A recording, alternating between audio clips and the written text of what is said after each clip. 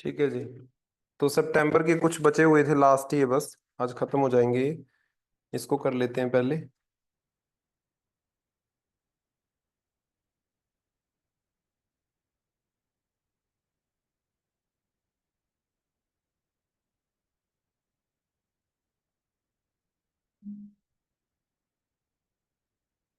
ठीक है, नेक्स्ट लिखो फिर। एक इम्पॉर्टेंट करंट अफेयर जो हमारे लिए है, that is reforming the bail provisions in India. Reforming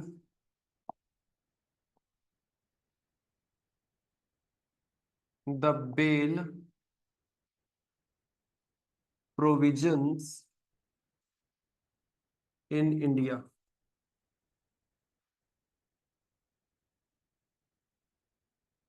सो लिखना है इसमें, recently the Supreme Court, recently the Supreme Court disapproved, recently the Supreme Court disapproved of using the Prevention of Money Laundering Act, of using the Prevention of Money Laundering Act 2002, Prevention of Money Laundering Act 2002 as a tool, as a tool to prolong incarceration,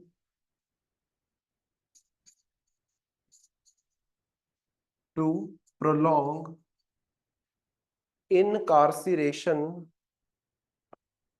bracket में लिख लेना, the act of putting or keeping someone, the act of putting or keeping someone in prison, in prison, मतलब किसी बंदे को बेवजह jail में रखने के लिए जब कोई भी काम करता है, कोई भी एक्शन लेता है, उसको हम क्या बोलेंगे? Incarceration. That action is known as incarceration. बेवजह किसी को जेल में बंदी बना के रखना आप बोल सकते हो। To prolong the incarceration of an accused, of an accused, accused मतलब जिस बंदे के ऊपर इल्जाम लगा हुआ है, of an accused, ACCUSED, accused. So recently Supreme Court के सामने केस आता है और उसमें सुप्रीम कोर्ट अपना डिसअप्रूवल दिखाता है। सुप्रीम कोर्ट बोलता है कि हम इस चीज को बिल्कुल सपोर्ट नहीं करते हैं कि बेवजह जो लोग बेल के लिए एलिजिबल हैं उनको आप बेल ना देके ये prevention of money laundering act का गलत इस्तेमाल करके बेवजह उनकी बेल आप रोकते हो और बेवजह वो कई सालों के लिए आप बोल सकते हो जेल में बैठे रहते हैं, हालांकि उनके ऊपर सिर्फ इल्जाम लगा है, अभी प्रूव नहीं हुआ है। मोस्टली केसेस में होता है, नॉट एनी वन केस आप बोल सकते हो। अब देखो, एक बंदे को आपने पकड़ा, उसके ऊपर आप केस चला रहे हो, उसका इन्वेस्टिगेशन आप कर रहे हो। अब ये केस चलते चलते उसका नतीजा आते आते तो कोर्ट्स कई बार 5 साल, 10 साल, 20 साल भी लगा देती हैं। अब 20 सालों के बाद जाके वर्डिक्ट आ रही है कोर्ट की कि ये बंदा मुजरिम है कि नहीं, लेकिन वो 20 सालों के लिए तो वो अक्यूज्ड है, शक है कि इस बंदे ने किया है। आप उस चीज को लेकर श्योर तो नहीं हो ना, अभी कोर्ट श्योर तो नहीं है। तो वो जो 20 सालों के लिए ट्रायल चला, उस ट्रायल के दौरान उस बंदे को बेल नहीं मिलनी चाहिए थी, लेकिन बेल दी नहीं जाती। वो बंदे ट्रायल के दौरान भी जेल में सड़ते हैं और ट्रायल के बाद कई बार ऐसा हुआ है, कई बार, कि बंदा 5 साल, 10 साल, 9 साल जेल में रहा और उसके बाद उसकी वर्डिक्ट आई कि ये तो बेगुनाह है। This is the problem. एक रिसेंटली मैं देख रहा था ऑनलाइन, जेल के अंदर एक सत्संग हो रहा था, वहां पे कुछ लेडीज के साथ वो बातचीत कर रहे थे। वहां पे एक फीमेल आती है, वो बोलती है, वो उससे पूछते हैं कि आप जेल में किस चीज के लिए हो, तो वो बोलती है कि मेरे ऊपर इल्जाम है अपने पति के कत्ल का। तो वो बोलते क्या आपने किया है, वो बोलती मैंने नहीं किया। वो बोलते इस चीज को हम कैसे माने, वो बोलती मेरी जो जजमेंट थी मेरे केस की वो आ चुकी है और कोर्ट ने बोला है ये बात कि ये मुजरिम नहीं है और कल मेरी रिहाई है, कल मैं जेल छोड़ के जा रही हूँ। और उन्होंने पूछा कितने सालों से आप जेल में थे, वो बोलते 9 साल। उस लेडी ने 9 साल जेल में बिताए, क्यों? क्योंकि उसके ऊपर केस चल रहा था उसके पति के मर्डर का। और क्या उसने मर्डर किया? एट द एंड कोर्ट बोलती नहीं किया। तो इसमें अच्छी चीज क्या है, देखो आपने किसी के ऊपर इल्जाम लगाया है, दैट इज ओके, क्योंकि वो तो लगेगा ही, ऑटोमेटिकली किसी के ऊपर शक होगा। लेकिन जब तक ट्रायल चल रहा है उस बंदे को बेल तो दो एटलीस्ट। यहां पे क्या किया जाता है, बेल को डिले किया जाता है। आफ्टर द वर्डिक्ट उसको सजा दो जो बनती है उसकी, लेकिन उससे पहले उसमें जेल को क्यों रख रहे हो? तो वो जो सारी प्रॉब्लम्स है, हमारे जो बेल प्रोविजंस है, उसको रिफॉर्म करने की जरूरत है। तो ये रिसेंटली काफी चल रहा था और ऐसी चीजों के ऊपर क्वेश्चन पूछ लेता है यूपीएससी। इट इज इंपॉर्टेंट कौन कौन से लॉज हैं जो रिलेटेड टू बेल है, थोड़ा सा आपको पता होना चाहिए। ठीक है, नेक्स्ट पॉइंट लिखो। Supreme court ruled that, supreme court ruled that constitutional courts, constitutional courts will not allow, constitutional courts will not allow indefinite pre-trial detention, indefinite pre-trial detention under the money laundering act, under the money laundering act।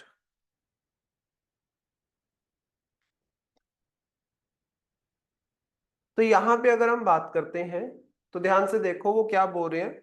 Supreme court ने बोला कोई भी constitutional court जो है वो किसी भी person को इनडेफिनेट प्री ट्रायल डिटेंशन में नहीं रखेगी।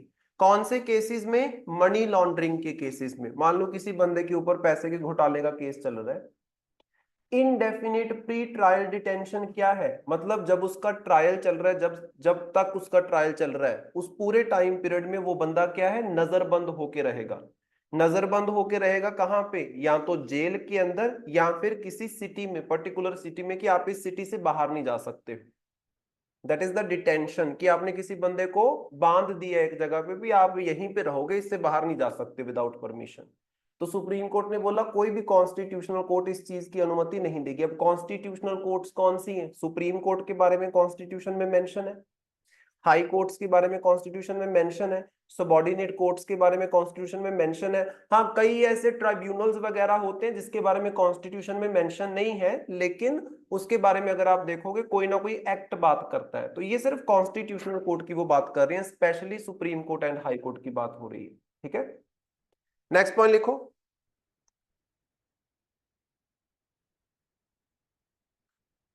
What are the concerns regarding India's bail system? सब हेडिंग से बना लो। What are the concerns regarding India's bail system? India's bail system में जब इंडियन बेल सिस्टम की हम बात करते हैं तो क्या क्या कंसर्न्स हमारे पास हैं? India's bail system, इसमें नंबर 1 लिखो, high proportion of under trials, high proportion of under trials।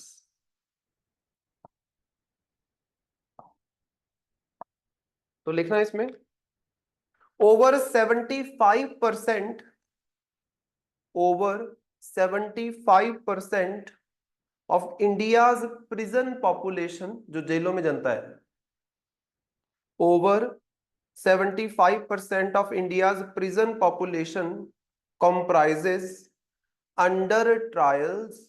अब देखो हालात, comprises under trials, comma the Supreme Court of India, the Supreme Court of India in Satyendra Kumar Antil in Satyendra Kumar Antil versus CBI case 2022 versus CBI case 2022 acknowledged that the failings of the failings of the India's bail system।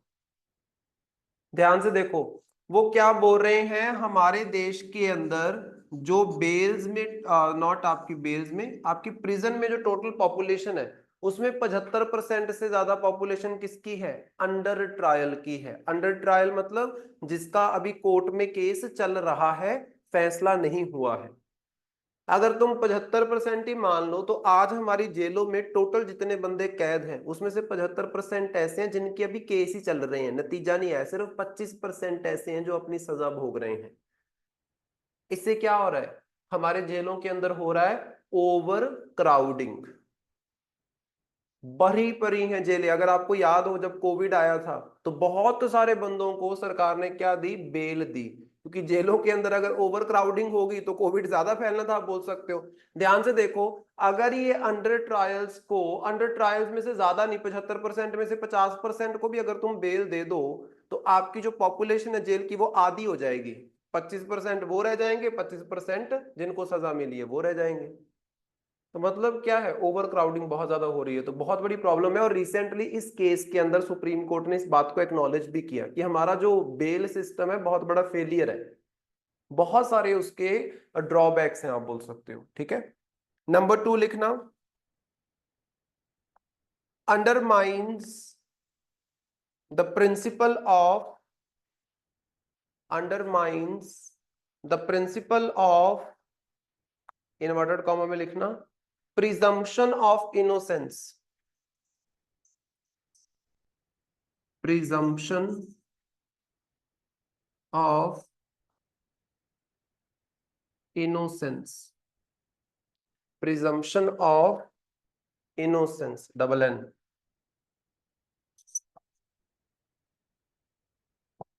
Presumption of innocence, इसमें लिखना,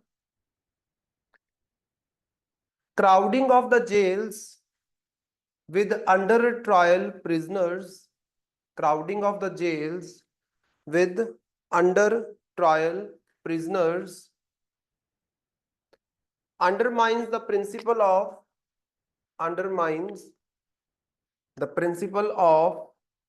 presumption of innocence,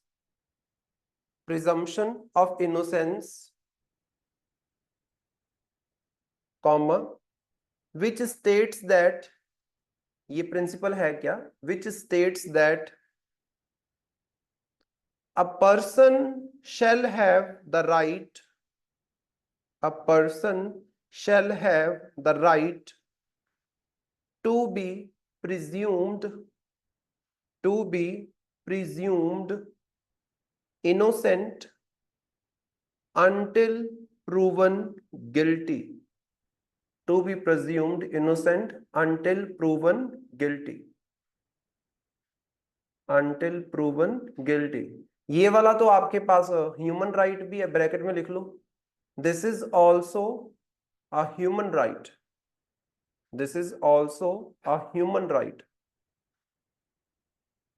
ये human right भी है कि जब तक आप prove नहीं हो जाता है, आपका इल्जाम जो लगा गया है, तब तक आपको इनोसेंट माना जाए।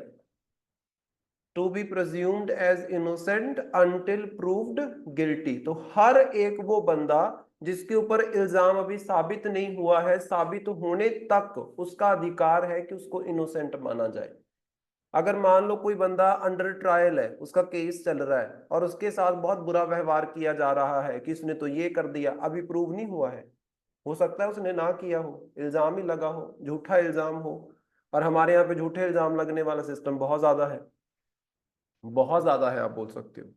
तो इससे क्या है, ये जो प्रिंसिपल है प्रिजम्पशन ऑफ इनोसेंस, ये यही बोलता है to be presumed, right to be presumed innocent until proven guilty.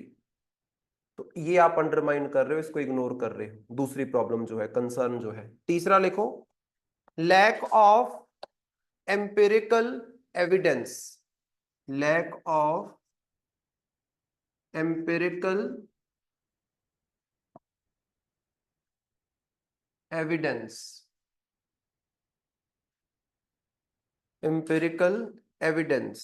सो लिखना इसमें,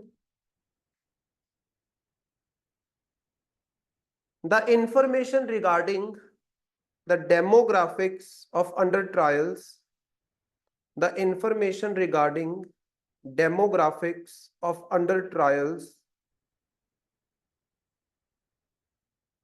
comma, category of offenses, category of offenses,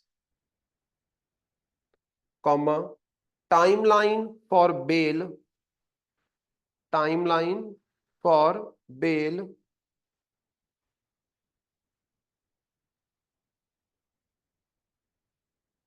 comma,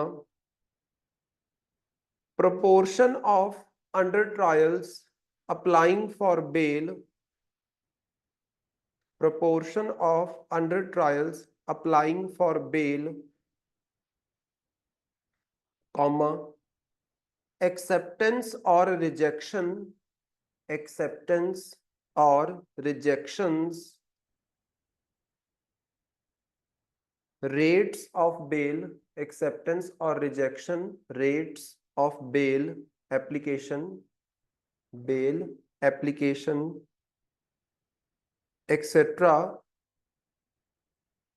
is not widely available, is not widely available। हमारे देश में चक्कर क्या है, बहुत सारी इंफॉर्मेशन हमारे पास है ही नहीं। कौन सी इंफॉर्मेशन? एग्जैक्ट आपके पास डाटा नहीं है कि कितने अंडर ट्रायल हैं। आपके पास ये भी डाटा नहीं है उन अंडर ट्रायल्स में से कितनों ने बेल के लिए अप्लाई किया। ये भी डाटा नहीं है कि कितनों की बेल की एप्लीकेशन एक्सेप्ट हुई है, कितनों की बेल की एप्लीकेशन रिजेक्ट हुई है। There is no empirical data. Empirical data मतलब कठोर सबूत नहीं है आपके पास कोई भी जिससे आप एग्जैक्ट बता सको। तो ऐसे मुद्दों को हमेशा इग्नोर कर दिया जाता है जिसका इंडेक्स आपके पास नहीं होता कि उसमें चल क्या रहा है। जैसे फॉर एग्जांपल एजुकेशन का अगर तुम सर्वे ना करो तो तुम्हें क्या पता चलेगा कितने लिटरेट हैं कितने इलिटरेट हैं। तुम आसपास के अकॉर्डिंग जजमेंट कर सकते हो, तुम्हें पूरे देश में तो नहीं ना पता चलेगा पूरे देश में कितनी जेल्स है। लाखों करोड़ों की गिनती में जेलों में लोग भर्ती हैं, आप बोल सकते हो। अब कोई ऐसा सर्वे वगैरह कंडक्ट ही नहीं किया गया जिससे ये सारी इंफॉर्मेशन मिल सके। तो ये बहुत बड़ा कंसर्न है, क्योंकि जब तक एग्जैक्ट इंफॉर्मेशन नहीं होगी तब तक लोग इस मुद्दे को उठा नहीं सकते। नहीं तो झट से लोग मुद्दा उठा लेते हैं, पीआईएल फाइल कर देते हैं कोर्ट के अंदर। अब इसका मुद्दा उठता नहीं, आप बोल सकते हो। Next, number 4, challenges in bail adjudication, challenges in bail adjudication। सो लिखो इसमें, the power to grant bail, the power to grant bail is largely based on, the power to grant bail is largely based on discretion of the court, largely based on discretion of the court,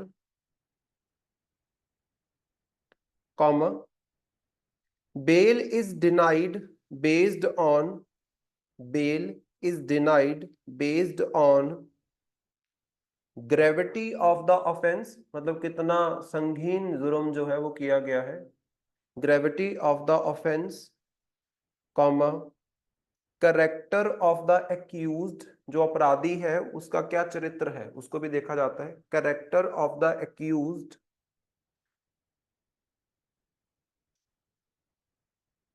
etcetera. Etcetera. Bail adjudication का मतलब है कि bail का जो judicial process है, bail मिलना, bail reject होना, ये प्रोसेस बहुत बड़ा कंसर्न है, क्योंकि किसी बंदे को बेल मिलेगी कि नहीं मिलेगी, it depends upon the court. और कोर्ट में भी जो जज बैठा हुआ है सामने, जो मजिस्ट्रेट बैठा है, उसके ऊपर डिपेंड करता है, completely depends upon that single person, आप बोल सकते हो कि उसको बेल मिलने वाली है कि नहीं मिलने वाली है। अब आप एक सिंगल पर्सन के ऊपर या दो जजेस के ऊपर या कोर्ट के ऊपर इतना आंखें मूंद के ट्रस्ट कैसे कर सकते हो? देर इज नो लॉ जो आपको अधिकार देता हो कि भाई अगर इतना टाइम हो गया है या फिर ये कंडीशंस फुलफिल हो गई हैं तो बेल मिलनी ही चाहिए। ऐसा कुछ खास हमारे देश के अंदर आपको देखने को नहीं मिलता है। ज्यादातर बेल मिलेगी कि नहीं मिलेगी ये किसके हाथ में होता है? कोर्ट के हाथ में होता है, उनकी डिस्क्रिशन में होता है, और वो प्रॉब्लमेटिक है। वो देखते हैं कि ऑफेंस की ग्रेविटी क्या है। हो सकता है एक बंदे को वो ऑफेंस बहुत ही संगीन लगे, दूसरे को ना लगे। हो सकता है सामने वाले बंदे का कैरेक्टर एक को ठीक लगे, दूसरे को लगे ये सही नहीं है, इसको बेल देनी नहीं चाहिए। तो मतलब ये तो आपने सामने वाले के एटीट्यूड के ऊपर डिपेंडेंट कर दिया ना, so that is not good. तो ये भी चैलेंज है। नेक्स्ट सब हेडिंग देना, supreme courts judgments regarding bail system. Supreme courts judgments regarding bail system of India. हमारी सुप्रीम कोर्ट ने हमारे देश के बेल सिस्टम के ऊपर कौन कौन सी इंपॉर्टेंट जजमेंट्स दी हैं, ये इंपॉर्टेंट रहता है हमेशा।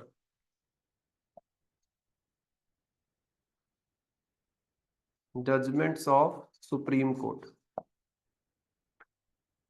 तो लिखो इसमें number 1, Babu Singh versus state of Uttar Pradesh. Babu Singh versus state of Uttar Pradesh.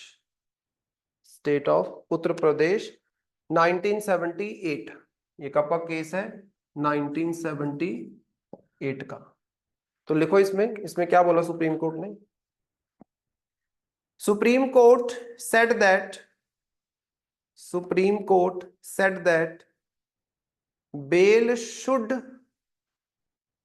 be granted, bail should be granted unless there are substantial, bail should be granted unless there are substantial grounds for believing that, grounds for believing that the accused will temper, TAMPER, believing that the accused will tamper with evidence, with evidence। Supreme court ने बोला कि देखो, हर एक ही case में आपको bell देनी चाहिए।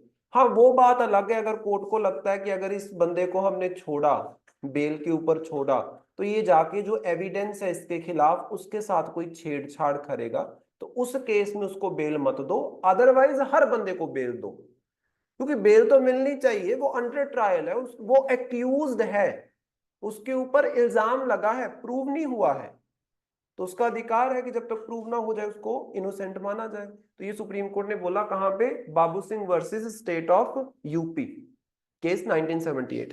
Number 2 लिखो, state of Rajasthan versus Balchand case. State of Rajasthan versus Balchand case, ये भी सेम 1978 का ही है, 1978। तो इसमें लिखना, supreme court held that, supreme court held that bail is the rule, bail is the rule and jail is an exception. Bail is the rule and jail is an exception। समझ पा रहे हो इस चीज को? सुप्रीम कोर्ट ने बोला bell देना ये रूल है, जेल तो एक्सेप्शनल केसेस में उसको भेजा जाता है, नहीं तो हर एक को बेल देनी है।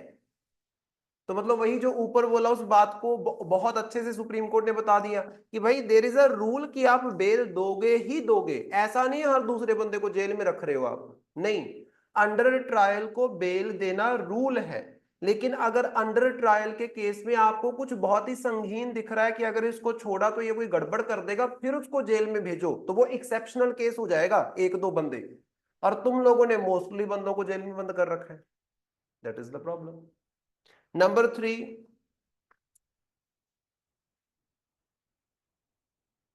Parvez Nooruddin Lokhandwala, Parvez Nooruddin Lokhandwala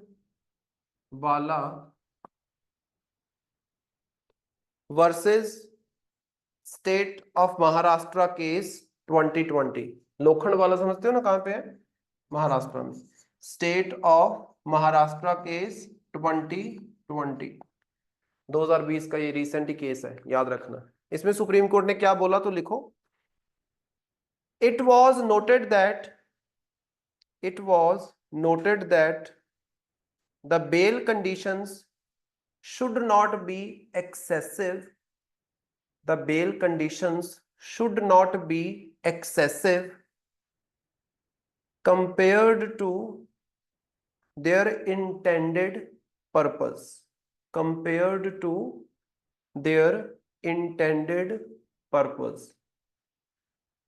Intended purpose. ठीक है, अब ध्यान से देखो। जब भी किसी बंदे को बेल दिया जाता है ना, तो उस पर्सन के ऊपर कुछ कंडीशंस लगाई जाती हैं कि आपको इन सारी कंडीशंस को फुलफिल करना है।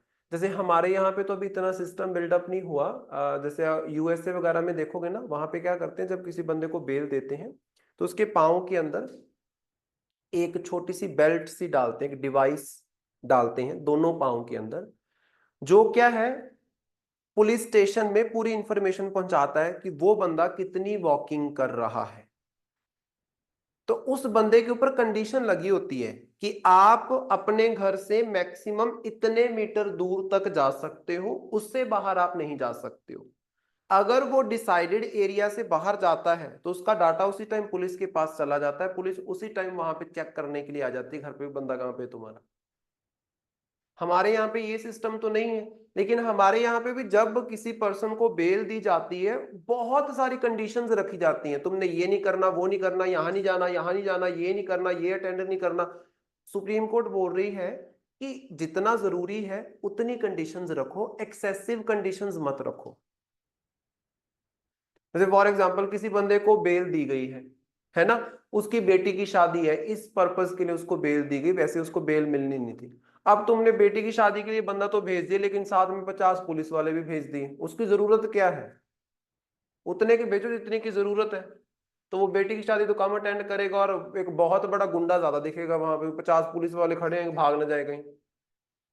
समझ रहे हो? तो एक्सेसिव मत करो, ये तो जस्ट एक फनी एग्जांपल है, लेकिन एक्सेसिव मत करो, आप बोल सकते हो चीजों, जितनी जरूरत है उतनी कंडीशंस लगाओ, एक्सेसिव कंडीशंस मत लगाओ बेफालतू की, ठीक है। नंबर 4 एंड लास्ट केस जो इंपॉर्टेंट है, दैट इज सत्येंद्र कुमार अंतिल, वही जो पहले बताया, Satyendra Kumar Antil versus CBI case 2022, versus CBI case 2022। इसमें एक तो सुप्रीम कोर्ट ने बोला था कि हमारा बेल सिस्टम बहुत बड़ा फेलियर है, उसको एक्नॉलेज किया था। तो लिखो इसमें, supreme court said that, supreme court said that courts must ensure that, supreme court said that courts must ensure that strict bail conditions, strict bail conditions do not disproportionately, do not disproportionately affect the accused, do not disproportionately affect the accused.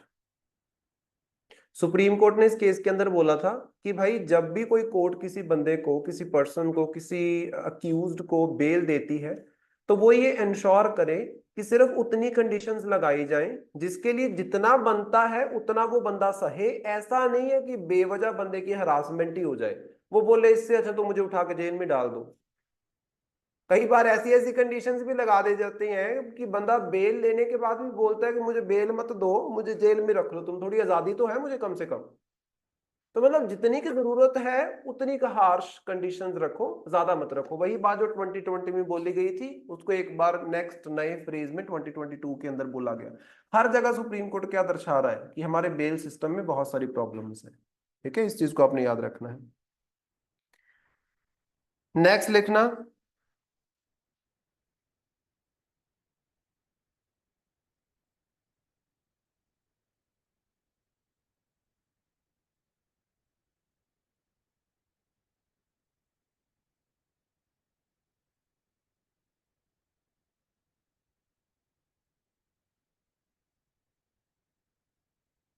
नीचे note बना के लिख लो।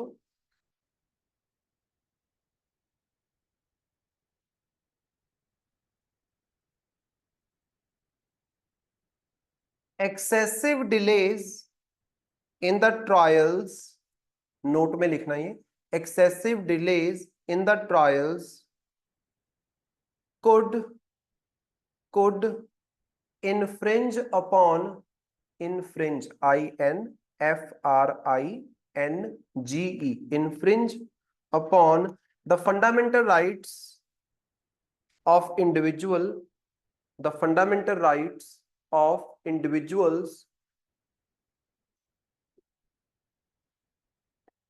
under Article 21 of the Constitution, under Article 21 of the Constitution, which mentioned about, comma लगा के लिख लेना, which mentioned about speedy trial as a right, which mentioned about speedy trial as a right under right to life and personal liberty, speedy trial as a right under right to life and personal liberty। Article 21 जो हमारे पास है उसमें बोला जाता है ना speedy trial, right to speedy trial, कि आपका जल्दी जल्दी जो केस है उसका निपटारा होना चाहिए, बहुत ज्यादा प्रोलॉन्ग्ड डिले नहीं होना चाहिए। अगर बहुत डिले होता है तो ये एक तरीके से आपके फंडामेंटल राइट का हनन है। फंडामेंटल राइट्स हार्म कर रही है कौन? कोर्ट। और कोर्ट्स की जिम्मेदारी क्या होती है? फंडामेंटल राइट्स की सुरक्षा करना, ना कि उनको हार्म करना। सो आर्टिकल 21 में बहुत सारे राइट्स आते हैं जो आपको लाइफ का अधिकार देते हैं और पर्सनल लिबर्टी का अधिकार देते हैं। तो उसमें भी आपके पास एक अधिकार है स्पीडी ट्रायल का। तो अगर आप जल्दी जल्दी ट्रायल्स नहीं निपटाते हो तो आप वो वाला इनका जो फंडामेंटल राइट है वो हार्म कर रहे हो। सो that is a problematic thing. Next current affair लिखना, एक छोटा सा न्यूज के अंदर चल रहा था तो उसको भी लिख लेते हैं। That is asset declaration of जजेस। असेट, असेट मतलब संपत्ति, ASSET, असेट डिक्लेरेशन ऑफ जजेस। जैसे हम लोगों ने MP MLA की असेट की डिक्लेरेशन तो सुनी होगी, जब भी ये खड़े होते हैं इलेक्शंस में तो इनको सबसे पहले अपनी संपत्ति बतानी पड़ती है, सारी की सारी संपत्ति। तो वैसे क्या जजेस की वो इंफॉर्मेशन हमारे पास है? Asset declaration of judges। तो लिखो इसमें, recently a right to information, recently a right to information reply, right to information reply showed that, showed that details of assets, details of assets of only 13%, 13%, of only 13% of the total high court judges are available, of the total high court judges are available in the public domain, are available in the public domain। Simple है ना। जैसे हम एक politician के ऊपर शक करते हैं कि भाई उसको क्यों पूछते हैं उसका एसेट कितना है, क्योंकि देखो वो पॉलिटिशियन बन रहा है, उससे पहले वो बताएगा कि मेरे पास संपत्ति कितनी है। अब पॉलिटिशियन बनने के बाद उसके पास कितनी संपत्ति है, अगर हमें उसका ब्यूरो मिल जाएगा तो आप ये समझ सकते हो कि उस बंदे ने कितनी करप्शन की है, कितना पैसा खाया है 5 सालों के अंदर। सिंपल सी बात है ना। अगर आपको पहले उसकी संपत्ति पता है और एमपी एमएलए बनने के बाद उसकी संपत्ति पता है, इट मींस आपको सीधा पता है कि उस बंदे ने कितनी कमाई निकाली है। क्योंकि ये जॉब ऐसी तो है नहीं कि जिसमें आपके पास 50 लाख रुपए आपकी होती हो सैलरी। सैलरी तो नॉर्मल जैसे ऑफिसर्स की सैलरी होती है उतनी की रहती है, लाख रुपए एंड समथिंग लाइक दैट, इतना की रहता है, बस आसपास इसी के आसपास घूमता है, इससे ज्यादा नहीं होता आप बोल सकते हो। तो उसमें उतने तो खर्चे ही हो जाते हैं आप बोल सकते हो। तो अगर संपत्ति उसकी बहुत ज्यादा बढ़ रही है तो आप ये बोल सकते हो ये बंदे ने करप्शन की है, गड़बड़ की है कुछ ना कुछ, इसलिए उसकी संपत्ति जानी जाती है। अब जजेस की संपत्ति जानना भी तो जरूरी है, जज भी तो पैसा खा सकता है। जज कौन से दूध के धुले होते हैं, हर कोई बंदा पैसा खाता, जज भी तो खाता होगा। हमारे यहाँ पे पूरे देश में हाई कोर्ट्स कितनी है, 25 हाई कोर्ट्स। 25 हाई कोर्ट्स में टोटल जितने जजेस हैं उसमें से सिर्फ 13% जजेस की संपत्ति के बारे में जनता को पता है। बाकी बचे हुए जजेस की संपत्ति किसी को पता ही नहीं है कि कितनी है और कितनी बढ़ रही है, nothing. So recently right to information के तहत एक एप्लीकेशन डाली गई कि हमें जजेस की जो संपत्ति है उसके बारे में इंफॉर्मेशन दो। तो वहां पे जब रिप्लाई आया तो रिप्लाई में यही समझ आया कि भाई पब्लिक डोमेन में सिर्फ इंफॉर्मेशन कितनी अवेलेबल है, 13% जजेस की इंफॉर्मेशन अवेलेबल है, बाकी उनके पास भी नहीं है, तो वो आपको कहां से देंगे। तो मतलब आप इंफॉर्मेशन कलेक्ट ही नहीं कर रहे वो वाली, समझ रहे हो। तो लिखो next point, out of total 749 जजेस posted across, out of total 749, total जजेस कितने हैं 749, आउट ऑफ टोटल 749 जजेस posted across 25 high courts in India, posted across 25 high courts in India, only 98 judges, only 98 judges, bracket में लिख लेना 13%, only 98 judges bracket में 13% have made their assets, have made their assets available in the public domain, made their assets available in the public domain। तो exact number अगर जानना चाहते हो तो 749 टोटल जजेस हैं, किसके जजेस, हाई कोर्ट्स के। हमारे पास कितनी हाई कोर्ट्स हैं, 25 हाई कोर्ट्स हैं। उसमें से सिर्फ कितने जजेस का एसेट का डाटा जो है वो पब्लिक डोमेन में अवेलेबल है, 98 जजेस। तो मतलब क्या, ओनली 13%। ठीक है। अच्छा सुप्रीम कोर्ट के क्या हालात हैं वो भी देख लेते हैं। तो लिखो next point, the supreme court released, the Supreme Court released the names of 27 judges, the names of 27 judges out of total 33 judges, out of total 33 judges who had declared their assets, who had declared their assets to the Chief Justice of India, to the Chief Justice of India, but these details were not available in the public domain, but these details are not available in the public domain, are not available in the public domain। So ध्यान से देखो, supreme court की जब आप बात करोगे ना तो सुप्रीम कोर्ट में एक तो होता है चीफ जस्टिस ऑफ इंडिया और 33 वहां पे हैं नॉर्मल जजेस। टोटल स्ट्रेंथ इसकी कितनी है, 34। इस बात में कंफ्यूज मत होना। रिसेंटली सुप्रीम कोर्ट ने बताया कि हमारे जो 33 जज हैं उसमें से 27 जजेस ने अपने असेट की सारी इंफॉर्मेशन की रिपोर्ट किसको सबमिट की है, चीफ जस्टिस ऑफ इंडिया को। लेकिन वो जो चीफ जस्टिस ऑफ इंडिया के पास रिपोर्ट उन्होंने दी कि हमारे पास कितनी कितनी संपत्ति है, वो जनता को नहीं पता है, क्योंकि वो रिपोर्ट पब्लिकली लॉन्च नहीं की गई है, पब्लिक डोमेन में अवेलेबल नहीं है। तो मतलब सुप्रीम कोर्ट के जजेस के बारे में तो कख भी नहीं पता आपको। सो that is the problem. Next point, out of the asset declaration out of the asset declaration of high court judges, asset declaration of high court judges, 80% come from 80% comes from only 3 high courts. 80% comes from only 3 high courts. Number 1 Kerala High Court, number 2 Punjab and Haryana high court. Punjab and Haryana high court बहुत सारे मामले में बहुत अच्छा है, अगर आपको मैं बताऊं तो फीमेल रिप्रेजेंटेशन हो, फीमेल जजेस हो, या इन सब चीजों में अच्छा है Punjab and Haryana high court. Punjab and Haryana high court and तीसरा दिल्ली हाई कोर्ट।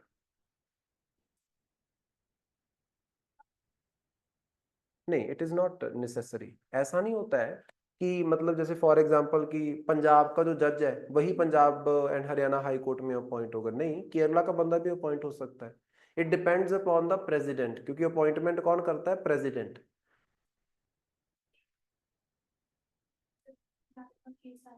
हम्म, देखो ऐसा नहीं होता है कि अगर मान लो कि उसमें कोई हरियाणा का जज बैठा है, ऐसा भी हो सकता है केरला का जज बैठा हो यहाँ पे, या वेस्ट बंगाल का जज बैठा हो। मान लो हरियाणा का ही जज बैठा हुआ है और वो केस उस जज के पास आया, तो ऐसा नहीं कि अगर हरियाणा का केस है तो हरियाणा का जज उसको देख नहीं सकता। हरियाणा का जज या पंजाब का जज या केरला का जज उस केस को तब नहीं देख पाएगा जब उस जज का पर्सनल इंटरेस्ट उस केस में इन्वॉल्व होगा। So it is not dependent upon कि जज कहाँ का है और केस कहाँ का है, इट डिपेंड्स अपॉन कि जज का उस केस के अंदर लेना देना है कुछ के नहीं। ऐसे तो तुम ध्यान से देखो, चलो ये तो हाई कोर्ट है, डिस्ट्रिक्ट कोर्ट में आ जाओ, डिस्ट्रिक्ट कोर्ट में जो जज होते हैं वो तो आपके लोकल ही होते हैं। डिस्ट्रिक्ट कोर्ट के जो जज होते हैं उनके लिए एग्जामिनेशन होता है जुडिशरी का, जैसे पीसीएस होता है हमारा, वैसे पीसीएस जुडिशरी भी तो होता है। तो वो तो पंजाब वाले पंजाब में दे रहे हैं जुडिशरी का एग्जाम, तो वो तो सारे पंजाब वाले लगे हैं, तो पंजाब वालों की केस है। So it not depends upon कि जज कहाँ का है, इट डिपेंड्स अपॉन जज का उस केस में अगर कोई पर्सनल इंटरेस्ट इन्वॉल्व है, उसका कोई दोस्त इन्वॉल्व है उस केस में, कोई ऐसा बिजनेस का केस है जिसमें उसका कोई इन्वेस्टमेंट है, तो फिर वो जज नहीं उस केस को ले सकता है, फिर किसी दूसरे जज को वो केस देना पड़ेगा। ठीक है, तो ऐसे लोकेशन का कोई लेन देना नहीं होता इसमें कि कहाँ से है वो। सो 3 कोर्ट्स हैं, Kerala high court, Punjab and Haryana high court and Delhi high court. ध्यान से देखो ना, 98 है, 98 है, 98 में से भी 80% कौन से जजेस हैं? इन 3 हाई कोर्ट्स के, केरला, पंजाब एंड हरियाणा एंड दिल्ली। इसको आपने याद रखना है, इट इज इंपॉर्टेंट। एक पॉइंट और लिखो,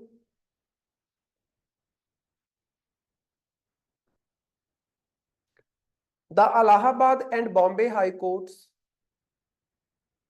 the Allahabad and Bombay High Courts stated that the asset declaration stated that the asset declaration is not covered under RTI Act 2005, RTI Act 2005, comma, the Gujarat High Court expressed that the Gujarat High Court expressed that there is no public interest, there is no public interest in disclosing, there is no public interest in disclosing the personal information of judges, in disclosing the personal information of judges, comma, Andhra Pradesh High Court and Telangana High Courts, Andhra Pradesh High Court and Telangana High Court labeled asset declaration as confidential,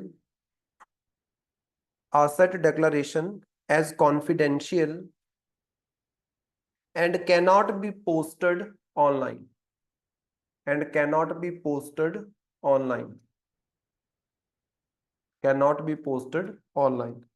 तो ध्यान से देखो, मैंने आपको बताया कि भाई total 98 जजेस का ही डाटा अवेलेबल है, उसमें से भी 98 में से भी 80% कहां से है, Kerala, Punjab and Haryana and Delhi high court से। तो मतलब ये लोग इस चीज में बिलीव करते हैं। लेकिन अगर आप बात करो इलाहाबाद हाई कोर्ट की, इलाहाबाद हाई कोर्ट किसकी है, यूपी की, या फिर आप बात करो बॉम्बे हाई कोर्ट, महाराष्ट्र, इन लोगों का बोलना है कि राइट टू इंफॉर्मेशन के अंदर आपके पास अधिकार ही नहीं है कि आप जज के असट के बारे में जान सको।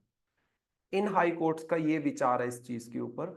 नंबर 2, मैंने आपको बताया गुजरात हाई कोर्ट बोलता है कि जज के असेट की इंफॉर्मेशन जनता को देना, इसमें कोई पब्लिक इंटरेस्ट नहीं छुपा हुआ, इसमें जनता का कोई भलाई नहीं है, जनता का कोई वेलफेयर इसमें नहीं है, तो बताने की जरूरत हमें नहीं है।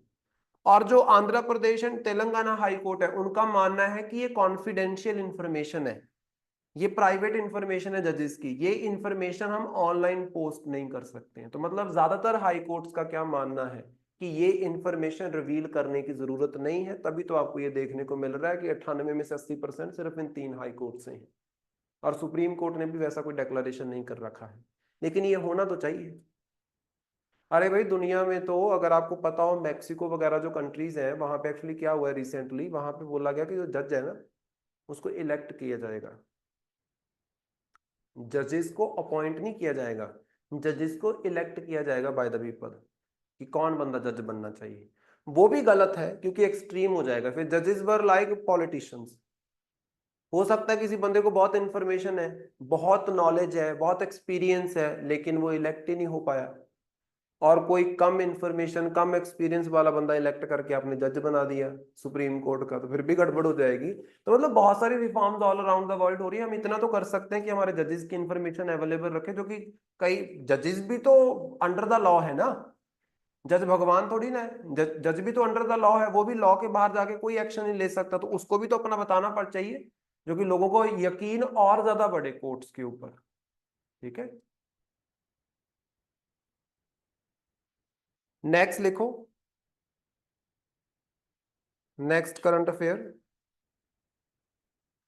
This is very important, the call for reforming UN security council, the call for reforming UN security council,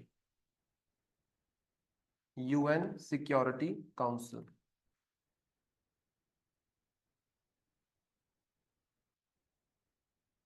इस चीज को इंडिया बहुत सीरियस लेता है, the call for reforming UN security council. तो लिखो इसमें, as the United Nations approaches, as the United Nations approaches its 80th anniversary, 80th, 80, its 80th anniversary in 2025, 80th anniversary in 2025, the G4 countries, capital G और साथ में 4, G4 countries, bracket में लिख लेना India, ये 4 कंट्रीज कौन सी हैं, G4 countries, India, Brazil, Germany, Japan. इसको याद रखना, क्वेश्चन ये भी बना सकते हैं G4 में कौन आता है। 4 कंट्रीज है, India, Brazil, Germany, Japan. The G4 countries, bracket close कर देना, have called for urgent reforms, have called for urgent reforms in the UN Security Council, urgent reforms in the UN Security Council, UN Security Council। UN security council है क्या? So international level पे हमारे पास एक international organisation है, global organisation है, जिसका नाम है यूनाइटेड नेशंस। हुआ क्या था, 1939 से लेके 1945 तक एक वॉर चली जिसको बोलते हैं world war second. World war second के बाद क्या है, 1945 के अंदर जब वॉर खत्म हो रही थी, एक बॉडी बनाई गई, एक ग्लोबल बॉडी बनाई गई, दैट इज यूनाइटेड नेशंस। उसका काम क्या था कि वर्ल्ड वॉर सेकेंड की तरह कोई आगे चल के वर्ल्ड वॉर थर्ड ना हो जाए, उस चीज को रोकना और इस चीज को इंश्योर करना। यूनाइटेड नेशन के अंदर 6 प्रिंसिपल बॉडीज हैं, 6 बॉडीज हैं विद इन यूनाइटेड नेशंस जो मिलके बनाती है यूनाइटेड नेशन को। ये 6 प्रिंसिपल बॉडीज कौन सी है? एक तो यूनाइटेड नेशन सिक्योरिटी काउंसिल है, एक है यूनाइटेड नेशन जनरल असेंबली, एक है यूनाइटेड नेशन का ट्रस्टीशिप काउंसिल, एक है यूनाइटेड नेशन का इकोनॉमिक एंड सोशल काउंसिल, एक है यूनाइटेड नेशन का सेक्रेटेरिएट जो स्कत्तर होता है, और एक है इंटरनेशनल कोर्ट ऑफ जस्टिस। ये 6 आपके पास प्रिंसिपल बॉडीज हैं।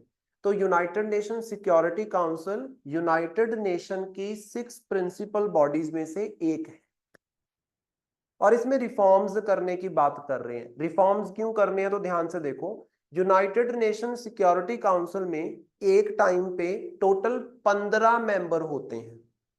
टोटल कितने मेंबर होते हैं? 15। यूनाइटेड नेशन की कितनी मेंबर कंट्रीज है? 193। ये चीजें मैंने पहले भी आप लोगों को बताई हैं। दुनिया में टोटल जितनी कंट्रीज हैं उसमें से 193 कंट्रीज, मतलब मोस्ट ऑफ द वर्ल्ड की कंट्रीज जो है वो यूनाइटेड नेशन की मेंबर है। यूनाइटेड नेशन सिक्योरिटी काउंसिल में एक टाइम पे कितनी कंट्रीज बैठी होती हैं? टोटल 15 कंट्रीज बैठी होती हैं। 15 में से 5 तो फिक्स हैं, 5 तो जब से यूनाइटेड नेशन बना है, आप ऐसे लगा लो तब से वहां पे बैठे हुए हैं। वो 5 कौन है? एक तो चाइना हमारा पड़ोसी, एक रशिया, एक यूके, एक फ्रांस और एक यूएसए। इनको बोलते हैं 5 permanent members of United Nation Security council, जो हमेशा वहां पे बैठे रहेंगे। बाकी पीछे कितनी बच गई 15 में से? 10। 10 कंट्रीज जो हैं वो 2-2 साल के लिए यहाँ पे आती हैं। जैसे इंडिया इलेक्ट हुआ यूनाइटेड नेशन सिक्योरिटी काउंसिल का member as a non permanent member, 2 साल रहेगा, फिर इंडिया को कोई दूसरी कंट्री रिप्लेस कर देगी। वो 193 कंट्रीज बैठी हुई है ना, उसमें से कोई दूसरी कंट्री रिप्लेस कर देगी। तो 10 मेंबर्स तो है नॉन परमानेंट, जो 2-2 साल के बाद चेंज होते रहते हैं, रोटेट होते रहते हैं। आज तक इंडिया 8 बार यूएन सिक्योरिटी काउंसिल का नॉन परमानेंट मेंबर बना है, रोटेट होते रहते हैं, लेकिन वो 5 फिक्स है, वो वहीं पे बैठे हुए हैं। अच्छा, अगर यहां तक बात होती फिर भी कोई चक्कर नहीं था। चक्कर ये है कि ये जो 5 फिक्स्ड मेंबर है ना, इन लोगों के पास एक बहुत बढ़िया पावर है जिसको बोलते हैं वीटो पावर। वीटो का मतलब होता है किसी चीज को रोकना। जो 5 परमानेंट मेंबर है कौन कौन से? China, Russia, UK, France, US. इन पांचों के पास है वीटो पावर। वीटो पावर का मतलब क्या है? यूनाइटेड नेशन सिक्योरिटी काउंसिल अगर कोई भी बिल पास करना चाहता है, कोई भी एक्शन लेना चाहता है, तो अगर इन 5 में से एक भी कंट्री ने मना कर दिया, वो एक्शन नहीं लिया जा सकता। जैसे मान लो अभी इजराइल ने बड़ा हल्ला मचाया हुआ है। यूनाइटेड नेशन सिक्योरिटी काउंसिल की रिस्पॉन्सिबिलिटी है वर्ल्ड में पीस एंड सिक्योरिटी को मेंटेन करना और वॉर को अवॉइड करना। अब इजराइल के खिलाफ कोई एक्शन लेने की जरूरत है, तो वहां पे मान लो रशिया के द्वारा क्या किया गया, एक प्रपोजल रखा गया सिक्योरिटी काउंसिल में कि इजराइल के खिलाफ सख्त स्टेप लेते हैं। वहां पे यूएसए ने क्या किया? वीटो पावर इस्तेमाल कर ली कि नहीं, हम अलाउ नहीं करेंगे। अब यूएस क्या है? परमानेंट मेंबर, उसने बोल दिया तो वो चीज नहीं होगी। अब मान लो ईरान है, ईरान भी बहुत हल्ला मचाता है आसपास के एरियाज में, तो यूएसए ने बोला सिक्योरिटी काउंसिल में कि ईरान के खिलाफ सख्त स्टेप लेना है, तो वहां पे रशिया ईरान का दोस्त है, चाइना ईरान का दोस्त है, वो दोनों बोलेंगे नहीं, हम नहीं ये होने देंगे, तो वो नहीं हो पाएगा। यहां पे इंडिया क्या चाहता है? रिफॉर्म्स क्या चाहते हैं? हम चाहते हैं कि जैसे ये 5 परमानेंट मेंबर है ना, हमें भी परमानेंट मेंबर बनाओ यहाँ पे, और हमें भी वीटो पावर दो। 4 कंट्रीज हैं जो परमानेंट मेंबरशिप को क्लेम करती हैं, उनको बोलते हैं G4। ग्रुप ऑफ 4, 4 कौन सी है? इंडिया है, ब्राजील है, जर्मनी है, जापान है।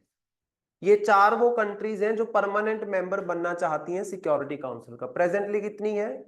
5 कंट्रीज। तो India is among the G4 countries जो मेंबर बनना चाहती हैं। और यही रिफॉर्म्स हैं जो वो बोल रहे हैं कि 80 साल हो जाने अगले साल। ध्यान से देखो, 45 में बना था और आप पहुंच गए 25 में, एग्जैक्ट 80 साल हो जाएंगे, 80 ईयर्स। तो 80 ईयर्स हो जाएंगे। 80 ईयर्स का जब एनिवर्सरी सेलिब्रेट करोगे तो वो बोल रहे हैं कि भाई रिफॉर्म्स करो। अब रिफॉर्म्स करना आसान नहीं होता। जैसे फॉर एग्जांपल हमारे देश के अंदर प्रेसिडेंट का इलेक्शन होता है। कल को आपने, अब मान लो आपने बोलना हो कि प्रेसिडेंट का इलेक्शन नहीं होगा, सीधा ही प्रेसिडेंट अपॉइंट किया जाएगा। तो आपको क्या करना पड़ेगा? हमारे कॉन्स्टिट्यूशन में अमेंडमेंट करनी पड़ेगी, क्योंकि संविधान के अंदर ये बात लिखी हुई है कि प्रेसिडेंट इलेक्टेड होना चाहिए, तो वहां पे आपको अमेंडमेंट करनी पड़ेगी। वैसे ही अगर आप चाहते हो कि यूएन सिक्योरिटी काउंसिल में कुछ और कंट्रीज को परमानेंट मेंबर बनाया जाए, तो यूएन का चार्टर है। चार्टर मतलब उनका बेसिक एग्रीमेंट जिसके अकॉर्डिंग यूनाइटेड नेशन बना है। वो डॉक्यूमेंट मतलब यूएन का कॉन्स्टिट्यूशन, उसमें आपको अमेंडमेंट करनी पड़ेगी और वो करना इतना आसान नहीं है। उस चीज का प्रपोजल ये रखते हैं। समझ आई कहानी है क्या? तो लिखो फिर इसमें next point.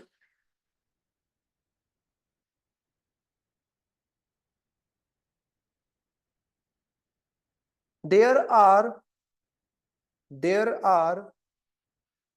3 major groups, there are 3 major groups concerned about 3 major groups concerned about the reforms in UN Security Council, the reforms in UN Security Council। 3 groups हैं हमारे पास जो यूएन सिक्योरिटी काउंसिल के रिफॉर्म्स के related बात करते हैं। Number 1 is L69, L69 group. अब ये L69 ग्रुप क्या है? तो लिखो इसमें L69 named after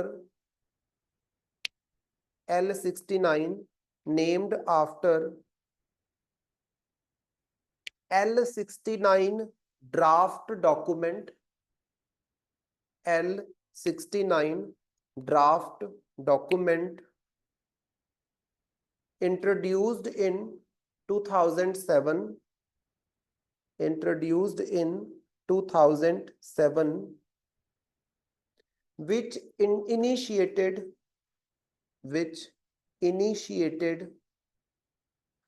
the intergovernmental negotiation process, which initiated the intergovernmental negotiation process, comma, L69 group consists 42 developing countries. L69 group consists 42 developing countries, including India,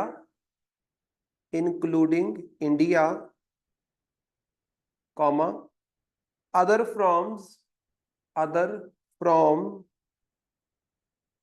Asia, Asia की कुछ और कंट्रीज हैं जो डेवलपिंग है, comma, Africa, comma, South America, comma, Caribbean मतलब Central America, CARIBBEAN। North America South America के बीच में एक समुद्र पड़ता है ना, कैरेबियन सी जिसको बोलते हैं, तो वहां पे सेंट्रल अमेरिकन कंट्रीज हैं, Caribbean and the Pacific island countries.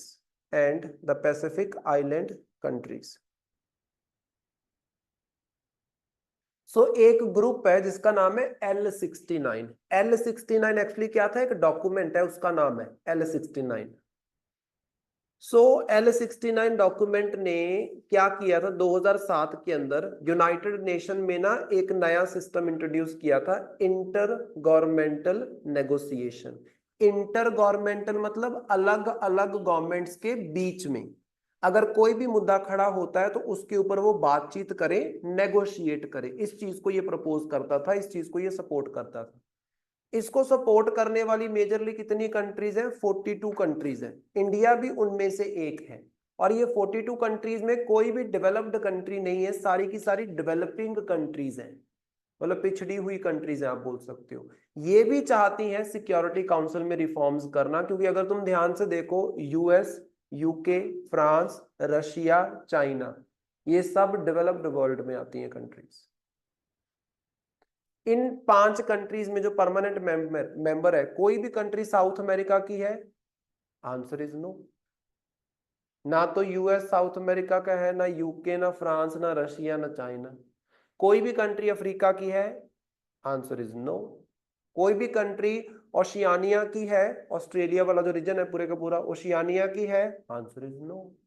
तो मतलब ये तो सिर्फ ऊपर ऊपर वाली है कंट्रीज, ग्लोबल नॉर्थ इसको बोलते हैं, ग्लोबल नॉर्थ वहां की कंट्रीज है सिर्फ। तो L69 में टोटल डेवलपिंग कंट्रीज है, मोस्टली ग्लोबल साउथ की कंट्रीज है, और टोटल 42 कंट्रीज है, और इंडिया भी इसका मेंबर है।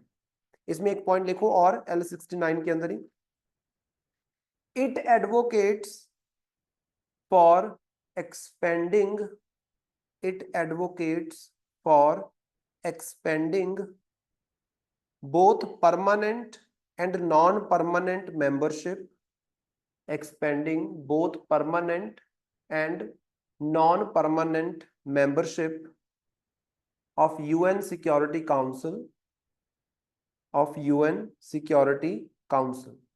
तो ये लोग बोलते हैं कि परमानेंट मेंबर्स भी 5 से ज्यादा होने चाहिए, हर एक कॉन्टिनेंट उसमें रिप्रेजेंट होना चाहिए, और साथ ही साथ नॉन परमानेंट मेंबर कितने? वैसे 10 है ना, जो 2-2 साल के बाद रोटेट होते हैं, उनकी गिनती भी बढ़नी चाहिए, क्योंकि टोटल 193 मेंबर कंट्रीज है।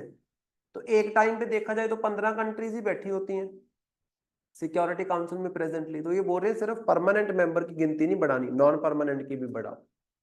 नंबर 2 ग्रुप है C10, सेकेंड ग्रुप है C10। तो इसमें लिखो द कमेटी ऑफ 10, C10 का मतलब क्या है? Committee of 10। The committee of 10 consist heads of the state, consist heads of the state, जो कंट्री का मुखिया होता है, हेड होता है, heads of the state and government of the African union, of the African Union,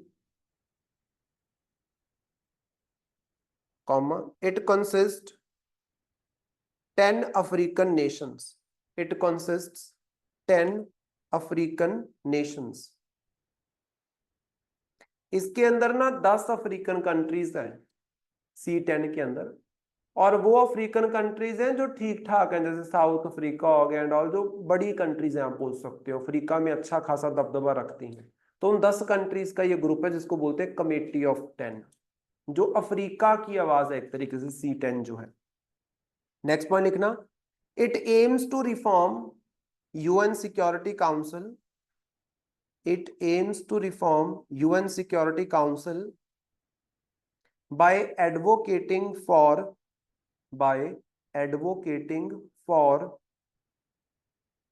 improved representation, by advocating for improved representation of Africa, of Africa।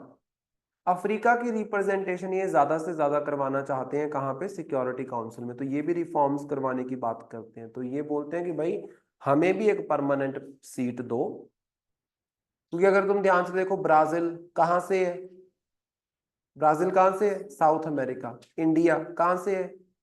Asia से। Japan कहाँ से है? एशिया से। जर्मनी कहाँ से है? यूरोप से। तो G4 में भी तो कहाँ अफ्रीकन परमानेंट मेंबरशिप की बात हो रही है। तो C10 में जो साउथ अफ्रीका आता है वो बोलता है हमें भी दो परमानेंट मेंबरशिप, हमारे यहाँ से तो परमानेंट मेंबर कोई भी नहीं है। समझ रहे हो? तो तीसरा ग्रुप लिखो, दैट इज G4, G4 जिसमें हम आते हैं अगेन। C10 में हम नहीं है, L69 में इंडिया है ना। सो G4 ग्रुपिंग, तीसरा है G4 ग्रुपिंग। तो लिखो इसमें It is a grouping of Brazil, Germany, India, Japan. It is a grouping of Brazil, Germany, India, Japan, which are aspiring to become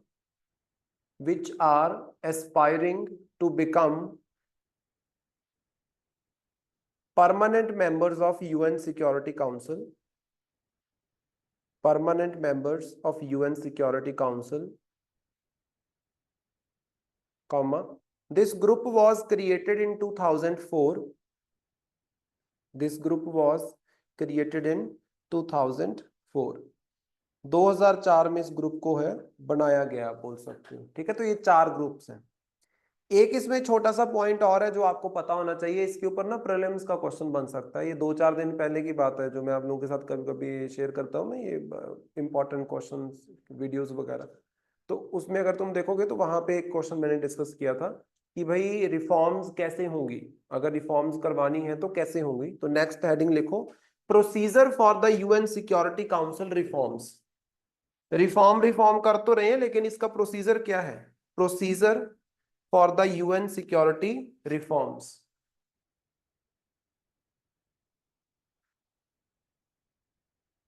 what is the procedure, ये आपको पता होना चाहिए।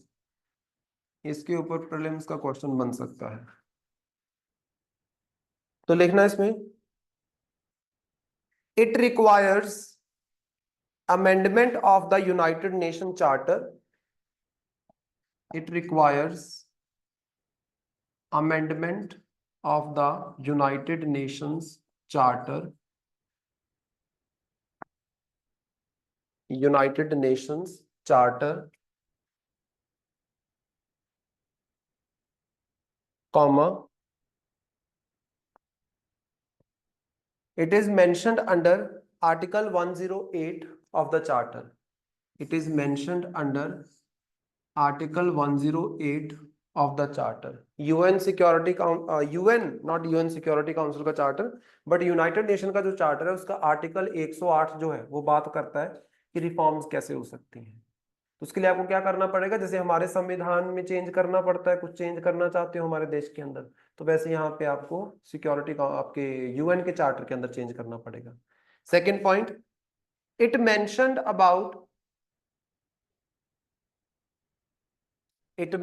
About 2 stage procedure. 2 स्टेजेस होंगी, 2 stage procedure of amendment. 2 stage procedure of amendment. 2 stages में ये आपकी जो अमेंडमेंट है ये होगी स्टेज 1 एंड स्टेज 2। स्टेज 1 लिख लो क्या है, general assembly must approve the reform. General assembly must approve the reform with 2/3 majority of the total membership, with 2/3 majority of the total membership, that is 128 out of 193 member states. That is 128 out of 193 member states.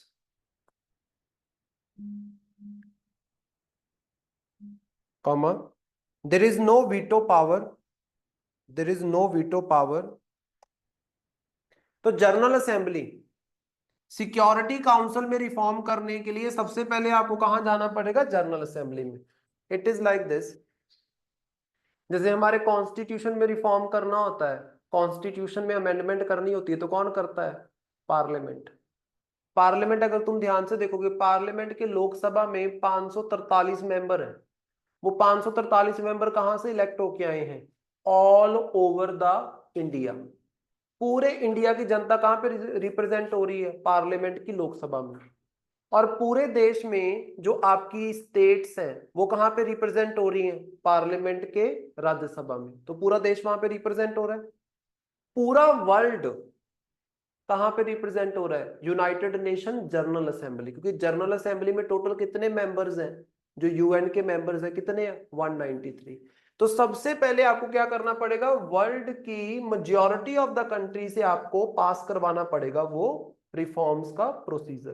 कैसे? Bye 2/3 majority, bye 2/3 majority. 2/3 मतलब 66.6%।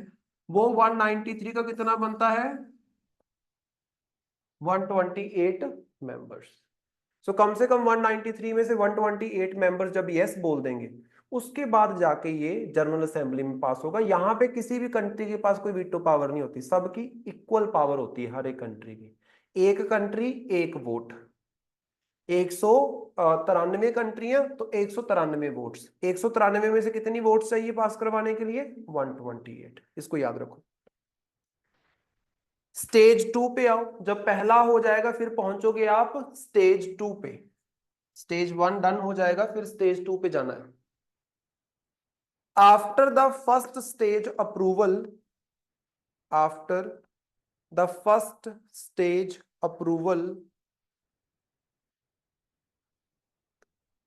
the UN charter is treated as, the UN charter is treated as an international treaty, is treated as an international treaty,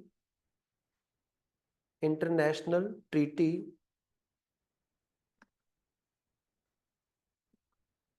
comma, the amended charter needed to be ratified, the amended charter needed to be ratified by at least 2/3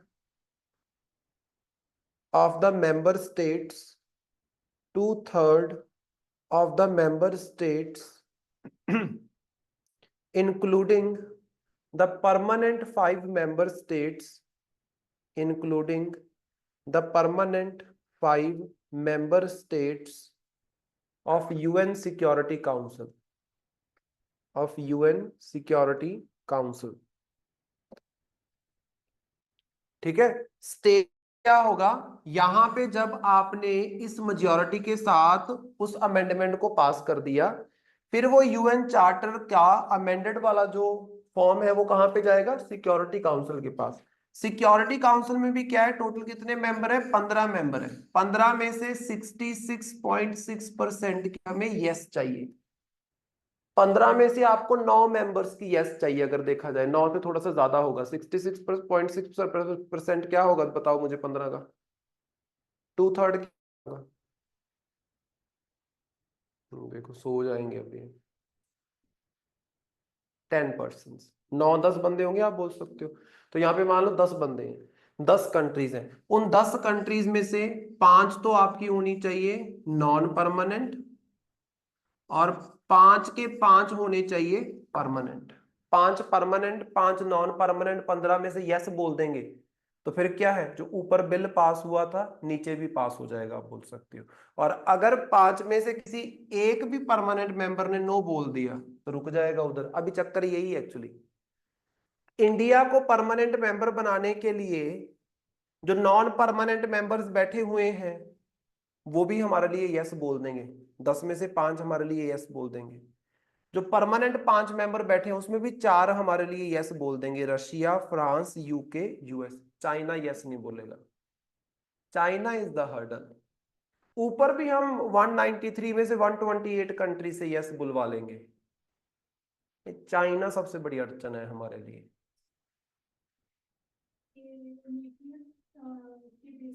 नहीं, it is not on the basis of nuclear, but it is on the basis of the power. 1945 में जिनके हाथ में power थी, ध्यान से देखो ना।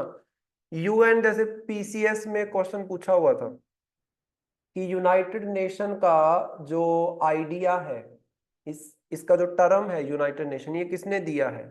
तो ये एक प्रेसिडेंट हुए हैं, प्रेसिडेंट रूजवेल्ट करके एक बंदे का नाम है, president Roosevelt of the United states of America. United nation को किसने बनाया है? वेस्टर्न कंट्रीज ने। जब यूनाइटेड नेशन को बनाया गया तो उस टाइम पे ध्यान से देखो कौन कौन सी कंट्रीज थी आपके पास जो वर्ल्ड वॉर 2 में जीती थी। फ्रांस जीता था, फ्रांस का दोस्त यूके जीता था, फ्रांस का दोस्त यूएस जीता था, फ्रांस का दोस्त रशिया जीता था, यूएसएसआर, एंड रशिया का दोस्त चाइना। ये सारे एक तरफ थे ना। हराया किसको? जापान को हराया, जर्मनी को हराया, इटली को हराया। तो जीते हुए जो थे मेजर पावर्स उस टाइम पे, वो सारे के सारे खुद को बना लिया परमानेंट मेंबर। तो इसमें ऐसा कुछ रिक्वायरमेंट नहीं है अगर देखा, जब बनाया गया है ऐसा नहीं था कि इनके पास कुछ खास था, खास ये था कि उनके हाथ में पावर थी दुनिया की। तो इंडिया को अपनी कैपेसिटी शोकेस करनी पड़ेगी। कैसी कैपेसिटी? जैसे फॉर एग्जांपल, नंबर 1, दुनिया की सबसे ज्यादा पॉपुलेशन कहां पे है? इंडिया में। सो दुनिया की सबसे ज्यादा पॉपुलेशन की रिप्रेजेंटेशन कौन करता है? इंडिया। एलिजिबल हो गया। नंबर 2, इंडिया की जो मिलिट्री है वो दुनिया में चौथे नंबर पे आती है, खासतौर पे आर्मी। और इंडिया की एयरफोर्स चौथे नंबर पे आती है। इंडिया की नेवी दुनिया में 6वें नंबर पे आती है। तो हमारी मिलिट्री स्ट्रेंथ भी अच्छी खासी है। कल को कहीं हमें जाके शांति मेंटेन करवानी होगी अपनी मिलिट्री पावर का इस्तेमाल करके, हम कर सकते हैं। देन इकोनॉमीज की जब आप बात करते हो, टॉप की 5th नंबर की इकोनॉमी कौन है? इंडिया। तभी तो हम शोर मचा रहे हैं कि वी आर एलिजिबल, हम हर एक मामले में बहुत आगे हैं और दुनिया जहान में हमारा इन्फ्लुएंस भी है। क्योंकि ये जो 5 कंट्रीज को अगर तुम ध्यान से देखो, ये दुनिया के ऊपर राज करने वाली कंट्रीज हैं, पांचों की पांचों। चाइना हो, फ्रांस हो, यूके हो, रशिया हो या यूएस हो, एक भी मुझे कंट्री बना दो, बता दो जिनका दुनिया में इन्फ्लुएंस ना हो। ये सारी कंट्रीज हर एक कॉन्टिनेंट में अवेलेबल है, हर एक कॉन्टिनेंट की कंट्रीज के साथ रिलेशन है। अभी इंडिया का भी वो सीन हो चुका है। North America, South America, Europe, Oceania, Pacific islands, South East Asia, Africa, हर कंट्री के साथ हमारे रिलेशंस बन रहे हैं। तो जितना ज्यादा इंडिया की पावर बढ़ेगी बढ़ेगी आप बोल सकते हो, उतना ज्यादा इंडिया एलिजिबल हो जाएगा। लेकिन चक्कर पता क्या है? चक्कर ये है कि यहाँ पे ना पैरामीटर नहीं है कि बताया हो कि अगर 10 में से 5 नंबर आ जाएंगे तुम परमानेंट मेंबर बन जाओगे। ये नहीं है, ये है, ये बोलेंगे तो फिर बनोगे परमानेंट मेंबर, स्ट्रेंथ दिखाने से नहीं बन पाओगे। जैसे आप बोल रहे हो कि सर यहाँ पे जैसे होता है ना ये चीज, कि जैसे भाई अगर आपके 60% नंबर आ गए तो आपकी फर्स्ट डिवीजन।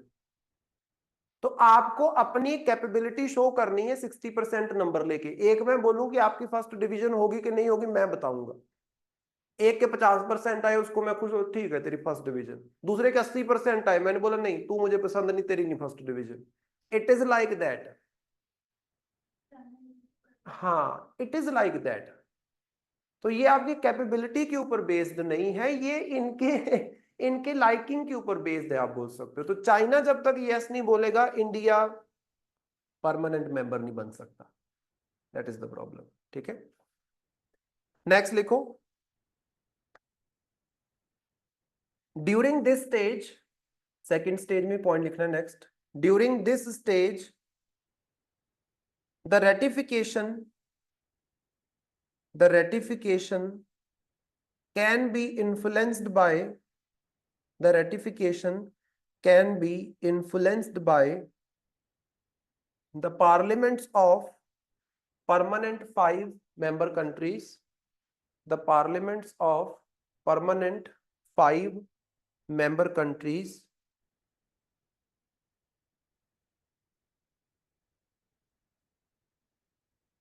तो परमानेंट 5 मेंबर्स का यस बोलना मतलब उन कंट्रीज का यस बोलना। कंट्री का यस बोलना मतलब वो पूरी कंट्री की रिप्रेजेंटेशन जहां पे हो रही है उस इंस्टीट्यूशन का यस बोलना। और कंट्री, पूरी कंट्री की रिप्रेजेंटेशन कहां पे होती है? कंट्री के पार्लियामेंट में। जैसे हमारे देश के, पूरे देश की रिप्रेजेंटेशन कहां पे है? देश के पार्लियामेंट में। तो इन 5 कंट्री का मतलब क्या है? इन 5 कंट्री के पार्लियामेंट रेटिफाई करेंगे उस चीज को। जैसे कभी भी देखना इस चीज को ना, 2 शब्द यूज करते हैं। एक होता है India is signatory of this convention, एक होता है India had ratified this convention. कई बार होता है इंडिया ने साइन तो किया है बट रेटिफाई नहीं किया है। कई बार होता है साइन करने के बाद रेटिफाई भी किया है। अब ये है क्या? साइन करना मतलब हमारा प्राइम मिनिस्टर गया और जाके सिग्नेचर कराया कि हम इसको मानते हैं। उसको रेटिफाई करने का मतलब क्या है? देश के अंदर उसको लागू करना। वो कब होगा? जब देश का पार्लियामेंट रेटिफाई करेगा। प्राइम मिनिस्टर रेटिफिकेशन नहीं कर सकता। रेटिफिकेशन कौन करेगा? देश का पार्लियामेंट। जब भी कोई भी कन्वेंशन, कोई भी ट्रीटी, तुम इन्वायरमेंट, इकोलॉजी कहीं पे भी पढ़ो, उसमें हमेशा ये दो शब्द यूज करते हैं ना, सिग्नेटरी एंड रेटिफायर। तो रेटिफायर वो है जिस कंट्री के पार्लियामेंट ने उस चीज के लिए अनुमति दी है। तो यहाँ पे सिर्फ ये नहीं है कि ट्रम्प है तो ट्रम्प हमें यस बोल रहा है, लेकिन उनका पार्लियामेंट यस नहीं बोल रहा, तो गड़बड़ हो जाएगी। समझ रहे हो? So it is very important. Next current affair लिखो।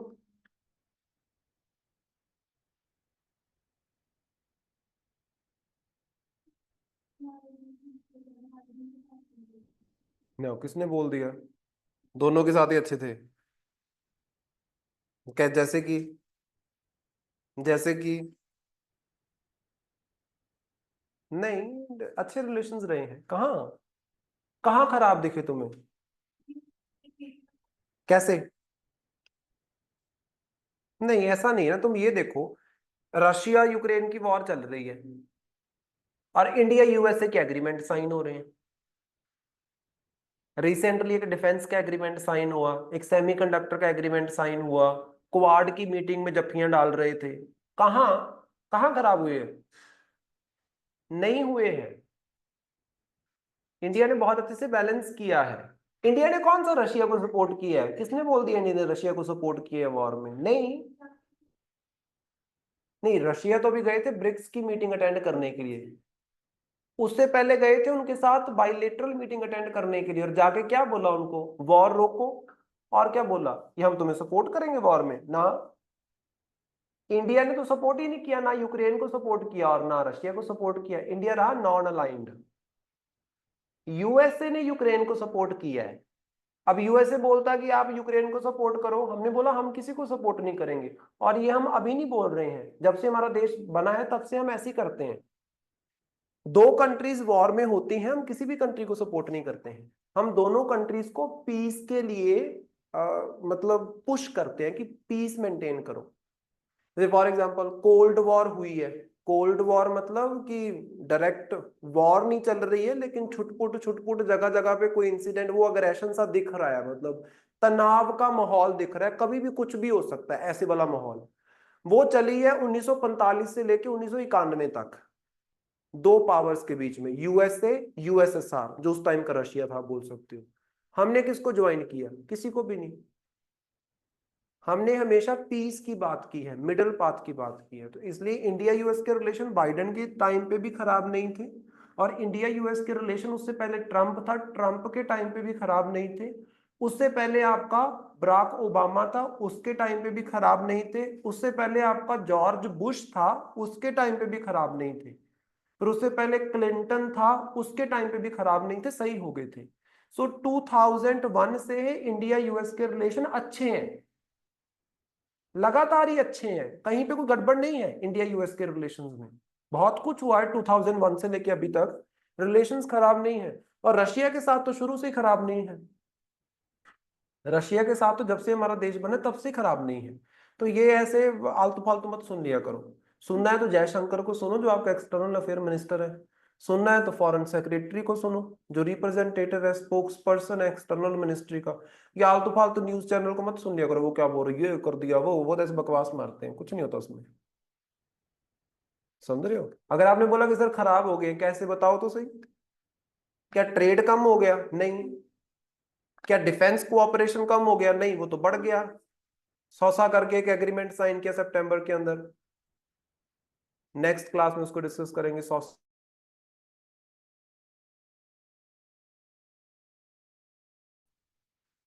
तो कैसे खराब हुए?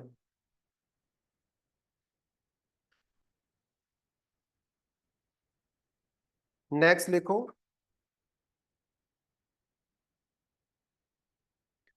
कुमकी एलिफेंट्स।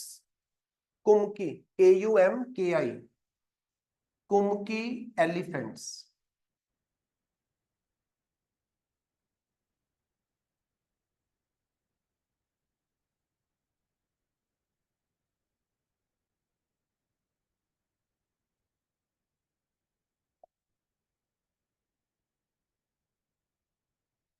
तो लिखो इसमें, recently Andhra Pradesh and Karnataka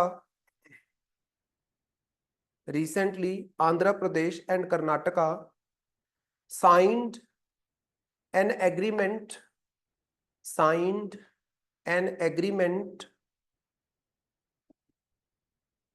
for deployment of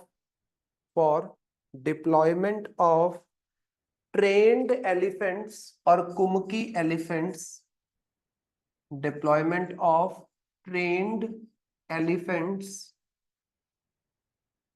और ट्रेंड एलिफेंट्स को बोलते हैं कुमकी एलिफेंट्स, ट्रेंड एलिफेंट्स और kumki elephants from Karnataka to Andhra Pradesh, from Karnataka to Andhra Pradesh to control the elephant menace, to control the elephant menace. So यहाँ पे हमारे पास इस तरीके से कुछ करके है आपका कर्नाटका, और इसके सामने यहाँ पे आपको देखने को मिलेगा इस तरीके से आंध्र प्रदेश। कर्नाटका से कुछ ट्रेंड एलिफेंट्स इंट्रोड्यूस किए जाएंगे कहाँ पे? आंध्र प्रदेश के अंदर। और जो ट्रेंड एलिफेंट्स होते हैं उनको ये क्या बोल रहे हैं? कुमकी एलिफेंट्स। क्यों इंट्रोड्यूस किए जाएंगे? क्योंकि यहाँ के एलिफेंट्स ने बड़ा हल्ला मचा रखा है, तो उनको थोड़े से अच्छे साथी चाहिए, उनको अच्छी कंपनी चाहिए आप बोल सकते हो, क्योंकि कंपनी से वो खरबूजे को देके खरबूजा रंग बदलता है, तो वो वाला सीन है यहाँ पे। कुछ अच्छे एलिफेंट्स, ट्रेंड एलिफेंट्स यहाँ पे इंट्रोड्यूस करेंगे, जिससे वहां के जो पागल हो चुके एलिफेंट्स वो थोड़ा सा सुधरे। सिंपल, ठीक है। तो लिखो इसमें, it includes deploying an expert team, it includes deploying an expert team for elephant capture,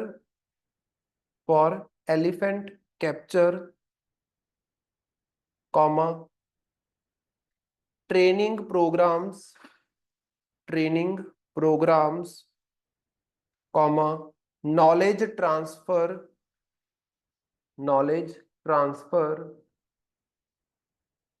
comma, capturing animals,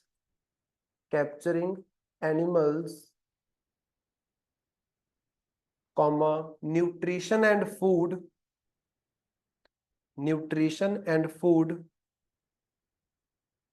and workshops,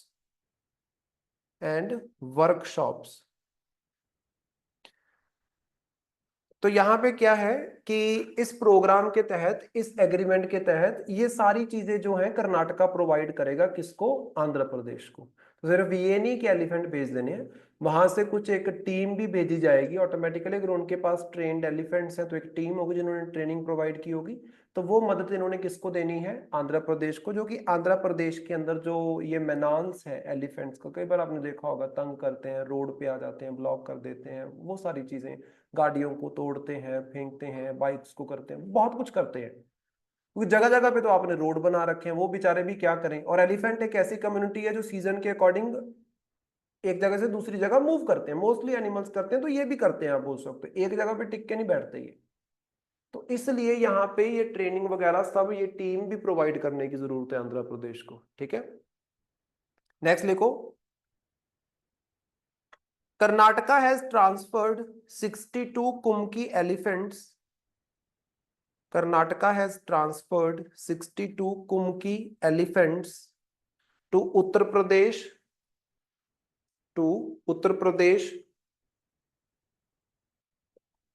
Chhattisgarh, 62 elephants to Uttar Pradesh, Chhattisgarh and Maharashtra। तो इन सारी स्टेट्स को भी पहले कर्नाटका कुमकी एलिफेंट्स जो है वो प्रोवाइड कर चुका है। नीचे लिख लो फिर, What is Kumki elephant? What is Kumki elephant? तो लिखना, the term Kumki is used for, the term Kumki is used for trained captive Asian elephants, trained captive Asian elephants, मतलब जो ट्रेंड होते हैं और निगरानी में रखे जाते हैं, आप बोल सकते हो, ठीक है, उनको बोलते हैं kumki. They can capture, they can capture, comma, rescue, rescue and treat injured wild elephants, injured wild elephants, comma, as well as to drive them away from, as well as to drive them away from human settlements, drive them away from human settlements,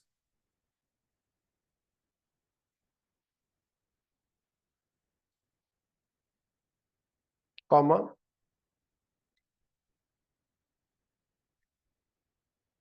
India is home to 60% of the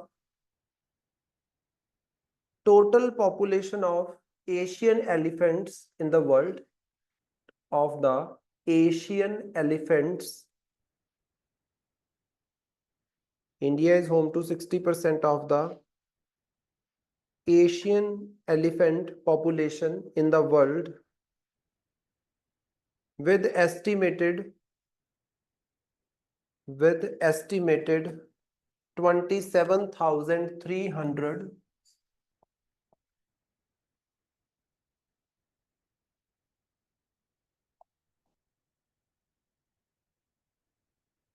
60% है, कितना है 27,312, 27,312 elephants है,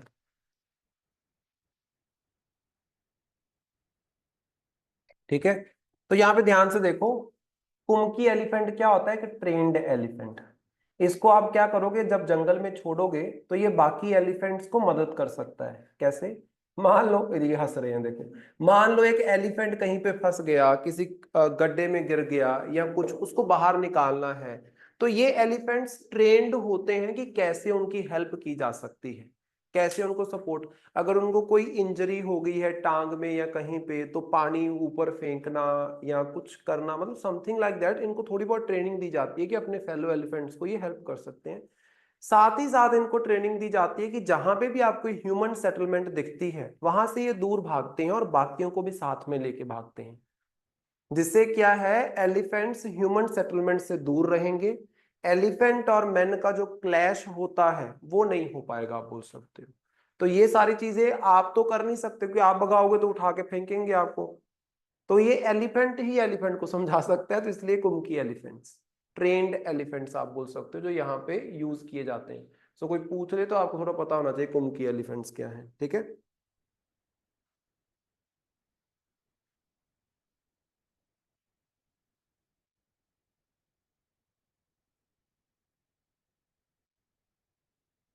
एक last current affair करते हैं।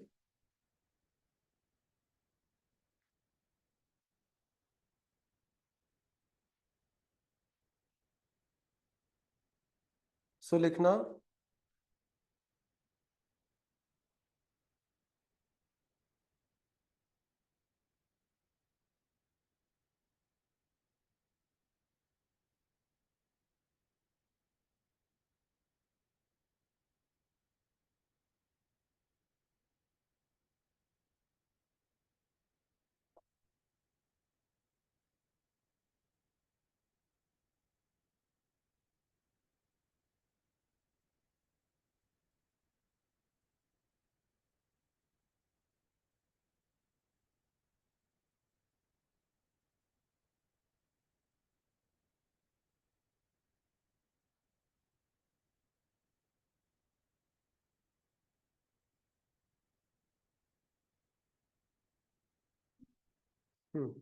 Heading दो, rare rains in Sahara desert, rare rains in Sahara desert, Sahara desert कहाँ पे है?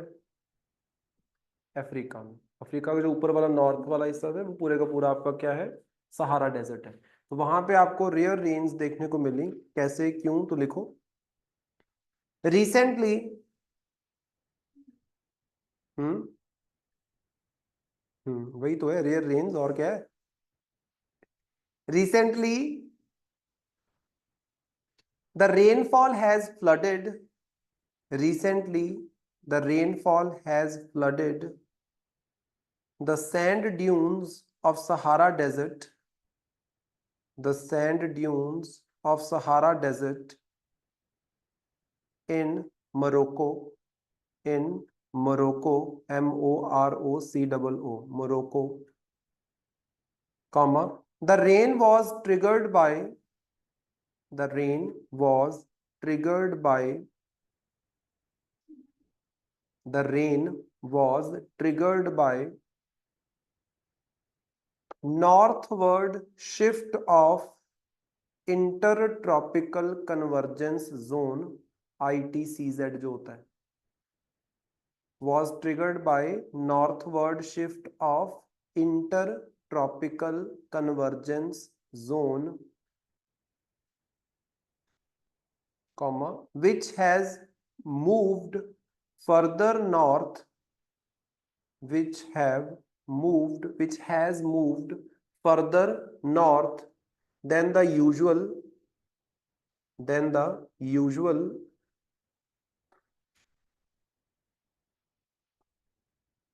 comma, this movement produced a powerful, this movement produced a powerful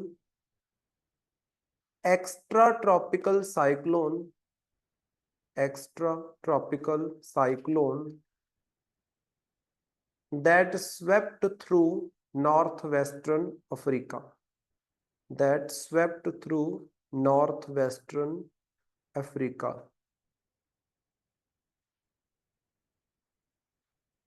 ठीक है, तो यहाँ पे है क्या, इसको देख लो थोड़ा कि सहारा डेजर्ट कहाँ पे है, और बाकी सहारा डेजर्ट के बारे में मैं आपको लिखवा देता हूँ। सो जब आप अफ्रीका में जाओगे तो अफ्रीका का जो पूरा नॉर्थ वाला हिस्सा है वो सारा सहारा डेजर्ट ही है, एक तरीके से पूरे का पूरा दुनिया का सबसे बड़ा हॉट डेजर्ट है ना ये। तो अगर आप अफ्रीका को ड्रॉ करते हो तो कुछ इस तरीका से आपको ये कंट्री जो है, वो सॉरी जो कॉन्टिनेंट है ये आपको देखने को मिलता है।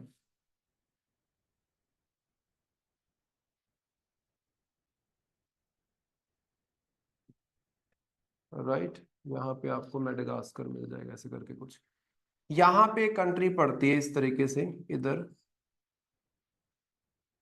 जिसका नाम है मोरक्को। ऊपर की तरफ यहाँ पे पड़ता है स्पेन। ठीक है, और ये डेजर्ट कहाँ पे है? इधर, this is the Sahara desert.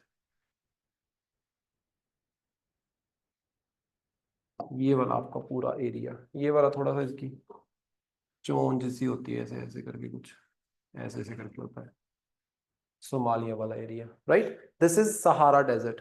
यहाँ पे बहुत ज्यादा रेन हुई है। अब रेन होने का कारण क्या है? इंटर ट्रॉपिकल कन्वर्जेंस जोन जो है वो जितना का नॉर्थ में जाता है उससे ज्यादा नॉर्थ में चला गया है। अब इंटर ट्रॉपिकल कन्वर्जेंस जोन क्या है, ये मैंने ज्योग्राफी में करवाया था अगर तुम्हें याद हो। अगर वो प्रेशर बेल्ट वाला अगर तुम्हें याद हो कि ये 0 है, ये 5 डिग्री नॉर्थ है, ये 5 डिग्री साउथ है, इस एरिया में क्या होता है? ऊपर की तरफ विंड जाती है ना। और जहां पे ये विंड ऊपर की तरफ जाती है वहां पे क्या होगा? ऊपर जाके बादल बनेंगे और बहुत ज्यादा बारिश होती है। That area is called as intertropical convergence zone. अब ये एरिया क्या है? नॉर्मल से बहुत ज्यादा ऊपर की तरफ चला गया। मतलब क्या है? इंटरट्रॉपिकल कन्वर्जेंस जोन जो यहाँ पे कहीं आपको देखने को मिलता था, इधर कहीं, वो नॉर्थ में मूव हुआ और कहाँ पे देखने को मिला? इधर कहीं। जिसकी वजह से क्या है? इस वाले एरिया में साइक्लोन्स बिल्डअप हुए, और जहां पे साइक्लोन्स बनते हैं फिर आसपास के एरिया में बहुत ज्यादा रेन होती है, तो यहाँ पे बहुत ज्यादा बारिश हुई। इतनी बारिश हुई कि फ्लड आ गया, आप बोल सकते हो, मोरक्को के अंदर। ठीक है, अब याद रखना सहारा डेजर्ट के बारे में कुछ 2-4 पॉइंट लिख लो। सहारा डेजर्ट, तो लिखना है इसमें it is world's largest hot desert. गरम जो आपका डेजर्ट है उसमें ये सबसे बड़ा है। It is world's largest hot desert having length of 4800 kilometer, having length of 4800 kilometer. यहां तक तो ये फैला हुआ है, तो इसकी जो लेंथ है that is 4800 kilometre and width of 1800 kilometre. Width जो है वो कितनी है? 1800 kilometre, comma it stretches among 11 North African nations, stretches among 11 North African nations। कौन कौन से? Algeria, Algeria, Egypt, Mali, MILI Mali, comma Morocco, Western Sahara, Tunisia, TUNISIA Tunisia, then Chad, CHAD Chad, Chad, then Libya, LIBYA Libya, then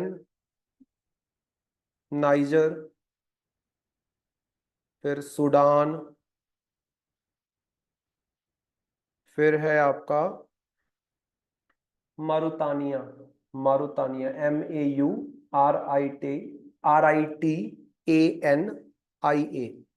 मारुतानिया,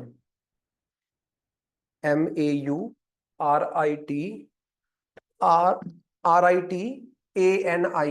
मारुतानिया। तो ये कुछ 11 countries हैं आपकी जहां पे आपको ये देखने को मिलता है, ठीक है। और ये सारी कंट्रीज आपको कहाँ पे देखने को मिलेंगी? ये आपको देखने को मिलेंगी इधर। अब देखना ध्यान से, मोरक्को है इसमें, ये रहा मोरक्को। अल्जीरिया है, बोलो, लीबिया, इजिप्ट, हंस रहे हैं आगे से, Western Sahara, Mauritania, Mali, Niger, Chad and Sudan. तो मतलब ये सारी कंट्रीज हैं जहां पे ये फैला हुआ है इस तरीके से। 11 होगी टोटल। यहाँ पे आपको देखने को मिलता है योर सहारा डेजर्ट, तो पूरे के पूरे नॉर्थ अफ्रीकन कंट्रीज को ये कवर कर लेता है। नेक्स्ट पॉइंट लिखना, it occupies 31% of the total land mass, 31% of the total land mass of African continent, 31% of the total land mass of African continent. African continent के total land mass का 31% ये इसके हाथ में आ जाता है। अब देखो ना ध्यान से, 3 हिस्से बना लो, 33% लगा लो, मोटा मोटा 3 हिस्से बना लो, बन जाएंगे, 2 और बन जाएंगे। तो अफ्रीकन कॉन्टिनेंट का अप्रोक्सीमेटली 31% जो जमीन है वो कहाँ पे है? Sahara desert. और यही थोड़ी ना डेजर्ट, नीचे भी है डेजर्ट, और भी डेजर्ट्स हैं, तभी तो अफ्रीका के इतने बुरे हालात है, क्योंकि वहां पे डेजर्ट्स बहुत सारे आपको देखने को मिलते हैं, ठीक है। दैट्स इट, बाकी करेंगे फिर हम नेक्स्ट क्लास में। कल क्लास होगी, ऐसा नहीं है कि कल क्लास नहीं होनी है, कल एक्चुअली मेरे पास टाइम कम रहेगा, इसलिए कल फिर एथिक्स वाली क्लास कर लेंगे, करंट अफेयर की क्लास नहीं होगी, ठीक है। और टेस्ट बताओ किस चीज का देना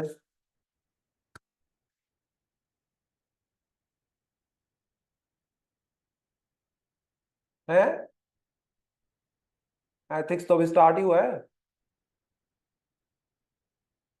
करंट अफेयर का टेस्ट लेते हैं, करंट अफेयर का टेस्ट रख लेते हैं, MCQs वाला, ऑफ अगस्त, अगस्त का रख ले, सितंबर हुआ है अभी, अगस्त का रख लेते हैं। अगस्त का होगा आपका करंट अफेयर्स का, पढ़ के आना अच्छे से। तुम्हारे पास मैडम ने फाइल भेजी होगी करंट अफेयर वाली, उसमें और भी कुछ आपको छोटे मोटे करंट अफेयर्स और भी बड़े सारे मिल जाएंगे। सो अगर कोई करंट अफेयर मान लो इकोनॉमी के साथ रिलेटेड है, जैसे तुम लोगों ने पढ़ा नहीं है, जिन लोगों ने इकोनॉमी नहीं पढ़ा तो उनको समझ नहीं आ रहा है, इट्स ओके। जब पढ़ लोगे तब समझ आ जाएगा। लेकिन जितने समझ आ रहे हैं वो सारे पढ़ के आने हैं, और जो बाकी क्लास में करवाए हैं वो भी आपको उसमें दिख जाएंगे, आपकी कॉपी में भी है, तो उसको पढ़ के आना अच्छे से। ठीक है, तो उसका कर लेते हैं फिर कल टेस्ट। अब टेस्ट के नाम पे भाग मत जाना, बहुत बड़े भगौड़े हो तुम लोग। और क्या भाग जाते हो, टेस्ट सुना और भाग गए बस।